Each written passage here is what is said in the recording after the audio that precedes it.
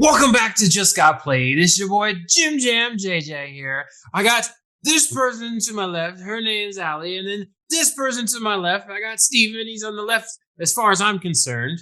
We're Just Got Played. And we are here to review Tiny Epic Crimes. Yeah. I mean, Tiny Epic something. There's a million of them now. Now we're playing crimes. Before we get into our pros and cons, I'll remember this time to do an overview. Steven, take it away. To set up Tiny Epic Crimes, you lay out this 5x5 grid. The HQ is always in the middle, but the other cards are random, so there's a little bit of variability in the setup.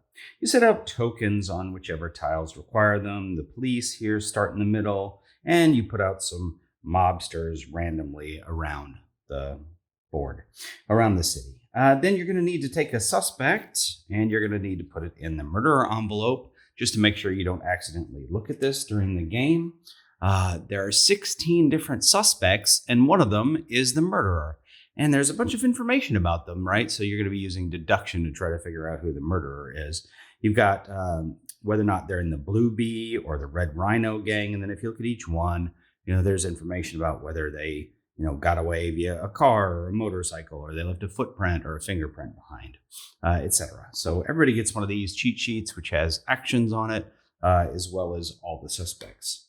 Everybody also gets one of these boards. So this is the standard side, which is the competitive game. There's also a cooperative side for the cooperative game. There's a lot of information here. You use your badge to track your rank along here, and you get different stuff as you sort of rank up. You can even go over 10 by flipping this over. This talks about the different actions that you can do. There are certain actions you can do only during the day, certain you can only do at night, and stuff you can do all the time. I'm not going to go over everything because there's a lot of information about this game, but in general, catch informant means you drive your car to where there is a mobster token and there is one of these informant tokens. And then if you do that action, you take this person off the board, which is good. You don't want to have too many of these out. You definitely don't want to run out of them. And then you take that token, and that means you've helped try to catch the informant. And, well, why does that help? If you look at, let's see here, rank, it says if you've cleared the 5 informant tokens, then you can actually take the suspect card out of the murderer, and then you can put it in here, and you get to look at what the rank of that person is.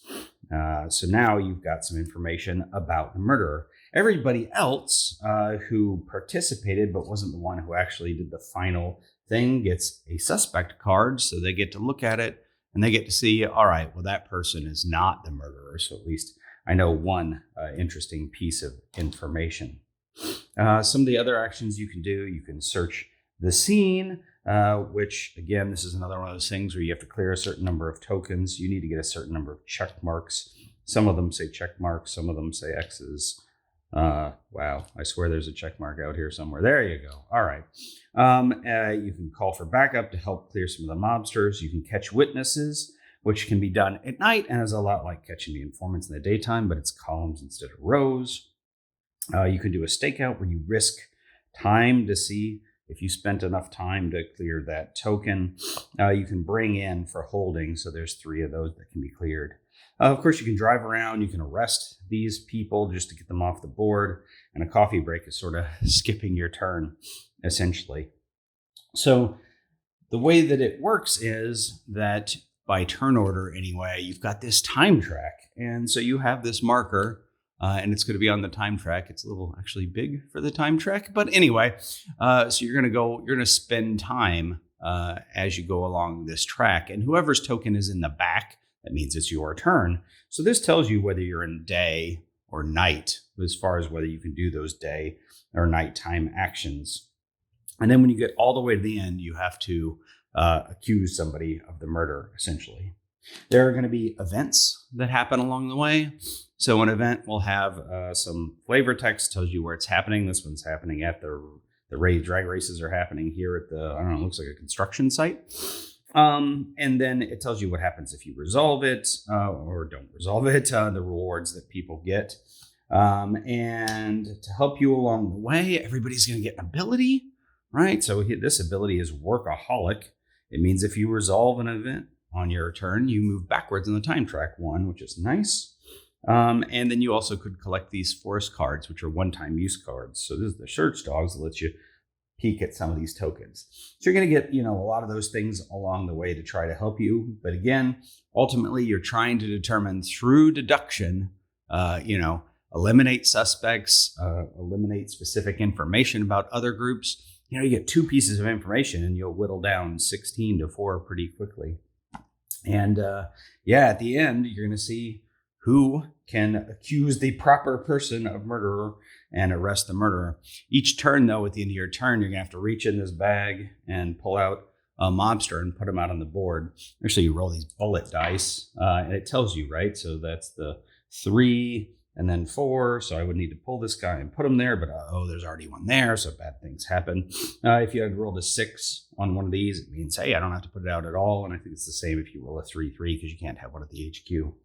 But yeah, in general, that's how you play Tiny Epic Crimes. And we're back.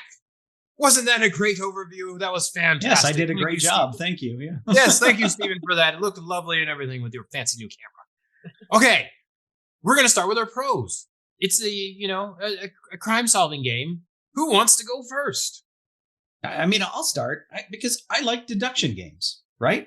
I made a deduction game, much simpler than this one. But, so in this game, there's a ton of criminals out there and you're trying to find the one that's the murderer, right? So how are you going to eliminate them? What's their, are they an underboss? Are they a mafia leader? Or did they use a knife? Whatever, like just figuring all that out. And I also sort of liked, at least, when we played this last time, at the end, nobody actually knew.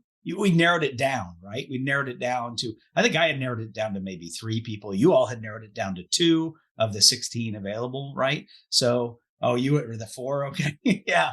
So, I think we probably got a little, we lost some time and stuff to some events that we didn't pay attention to. We probably should have dealt with those events and then maybe we'd had more time to get more, to check off more things on the deduction side. But I liked that, right? Like trying to get the information, figuring out what's going on. To me, that's what's at the heart of this game. And so I like that about it. And, that's one of the reasons why I got the game. And I felt it didn't disappoint in that regard.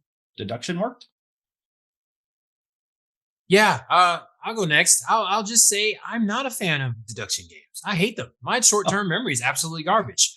But I will say for a Tiny Epic game, this is a lot, but for a deduction game, it's just enough. I feel the panic of trying to figure it out before the time's over and then being in like day or night or whatever. I was like, that's ridiculous. There's not enough time. But as far as social deductive games, I don't want them to go for 2 hours. So I like the fact that it's, 45 minutes, an hour at the most. You got to figure it out quickly. All the pieces are there. There was just enough to get a social deducting game on the table. I like the fact you can move stuff around. It's not an actual board. That was great. Typical Tiny Epic stuff.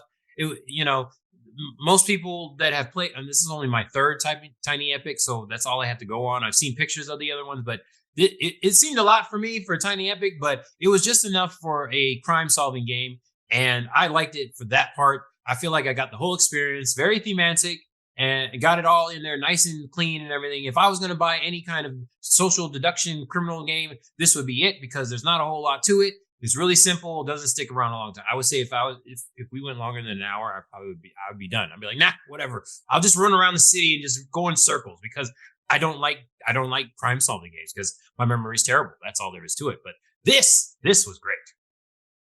I like the game. I like the deduction part. I thought it was a lot of fun. As far as the short-term memory, we played, you could write things down, so that helped. But if not, then there's absolutely no way I would have been able to do that. So no way.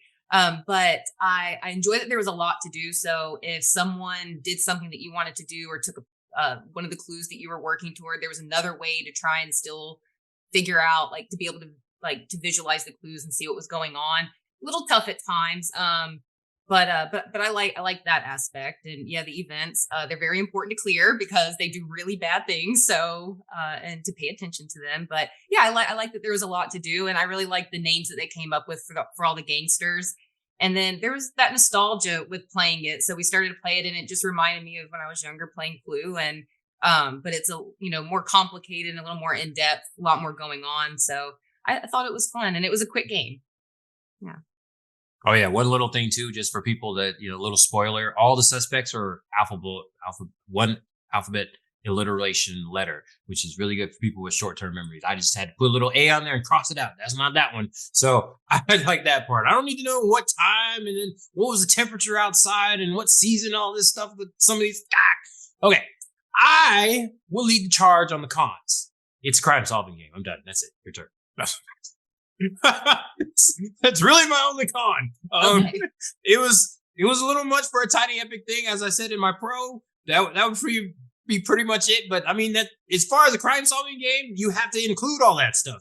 That's pretty much the minimum you have to include if you need a time, a place, a weapon, somebody who did the thing, and then so it was just enough. That was really it. It's a crime solving game, but as far as it's the top of my list for crime solving games. So that's pro, con. I don't even know what you want to call that. But other than that, that's my really only con. It stayed on the table just long enough. That was it. I feel sort of as a con that it was a little too much. It was a little too fiddly. And so a lot of the tiny epic games can be fiddly, but that was a little bit of a bear to set up, by the way. There's a lot of cards and things to deal out and et cetera, and decks to shuffle and whatever. And there's a lot of actions to explain and things that you could do. And, I found it, some you could only do during the day and some you could only do during the night. I thought that was a little weird and fiddly. That would probably be my biggest dislike of the game. But, now that we're also talking about it, the events, we didn't resolve a lot of the events because, we were playing the competitive version, right? So if I spend my whole turn clearing the event, the reward, especially in the beginning when the reward is like, look at somebody else's suspect and nobody has a suspect yet.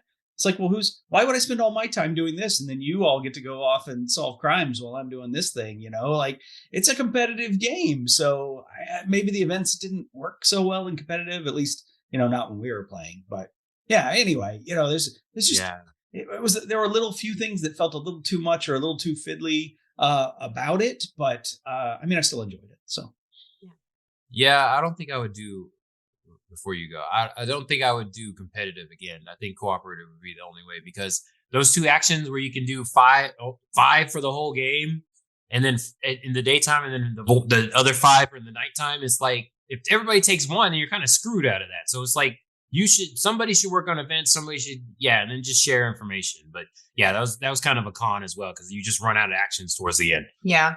Well, I think for me, it kind of had to do with the day night because as soon as you advanced your time in order to move, and sometimes you had time, like actions are expensive. So if you're not just moving 1 or 2 little spaces, then that adds up. And especially to complete some of those events, you've got, you're looking at 12 hours of time that you have to go there. And that's going to put you past another event. Now something else bad is going to happen. And so that was a little tricky to navigate.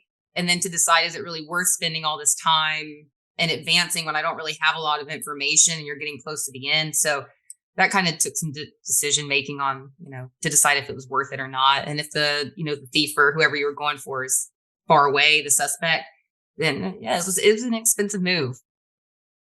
Yeah. I did enjoy the game. Yeah. I did that one expensive move that one time. I think it was the bank heist, right?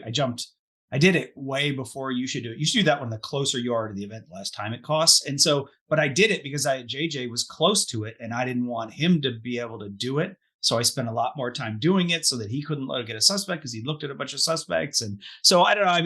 Thematically, that didn't seem to make a whole lot of sense. But, it was, again, the events were just a little weird. But some actions are just like, am I really going to spend 6 time doing this? That first, what was it, stakeout that I looked at was the 5.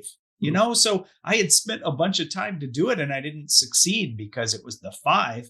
But then I'm sitting on that space. I'm like, okay, well, next turn I could do the stakeout, but it's still 5 to do it, right? So yeah, I don't know. Time is a precious commodity. Yeah.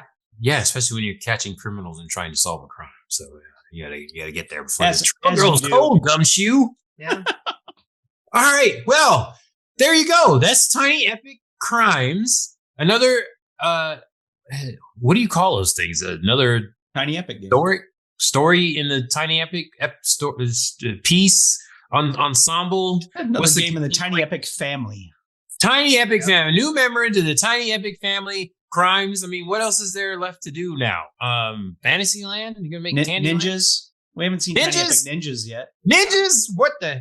Okay. Anyways, there you go. There's a suggestion by Steven. Make some ninjas going. But as far as I'm concerned, Tiny Epic Crimes, you take the Tiny Epic on there and just make it like quick crimes. It fits better because it's like a little much for Tiny Epic, but it's just enough for just solving crimes. I like it. That part I like. So, but for now, this is Just Got Played. I'm JJ. Steven's over there. And then Allie's right here.